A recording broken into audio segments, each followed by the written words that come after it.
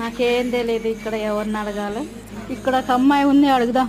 అరే నాకు హైదరాబాద్ కొత్తరా బస్సులు బస్ స్టాండ్ ఎక్కడ ఉందో చూపివా కొంచెం. ఏం పర్లేదులేండి, నేను తీసుకెళ్తాలేండి, రండి. మేము వెళ్ళేది కూడా అక్కడికేనండి. అక్కడ కూర్చోండి ఆంటీ.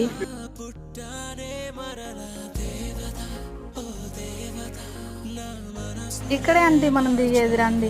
అవునా, నా చేయబట్టుకోరా కొంచెం.